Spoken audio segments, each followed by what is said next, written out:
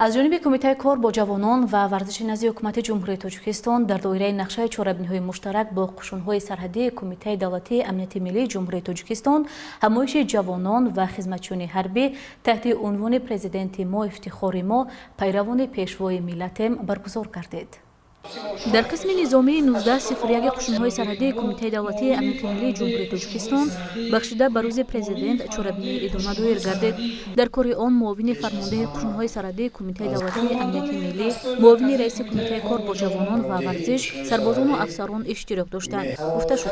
که در تشکل و رشد و نموی استقلال دولتی تاجیکستان عملهای ارتجاعی و مانعوی خیلی مرکب و زیاد رخ دادند، اما خرد عالی مردم تاجیک در این اسنا باز دستمال شد و پدیده بزرگ در ایام این درگیری‌ها 16 نوامبر سال 1992 در شهر بوستانی خوجند به وقوع پیوست. در رفت کار جلسه تاریخی انتخاب سرور دولت و تأسیس دادن حکومت جدید یکی از مسائل مهم به شمار می‌رفت که در این روند امامعلی رحمان به حیث رئیس شورای عالی جمهوری تاجیکستان انتخاب گردید. از روزهای اول انتخاب شدن پیشوای ملت به وظیفه عالی اداره دولت در ضمیر هر یک تاجیک و تاجیکستانی یک امیدی به وجود آمد. در ادامه ذکر گردید که روزهای نخستین فعالیت این ابرمرد سیاست پیوسته از ارجوگذاری به میهن عزیز، صلح و وحدت ملت و سرنوشت تاریخی دولت و دولتداری ملی شروع شده، خوشبختانه و شکرانه که این نیت‌های نیک سرور خردمند و مردم کهن بنیاد تاجیک جامعه عمل بخشیدند و ملت شرفمند ما هرگز این خدمت‌های بی‌نظیر تاریخی پیشوای ملت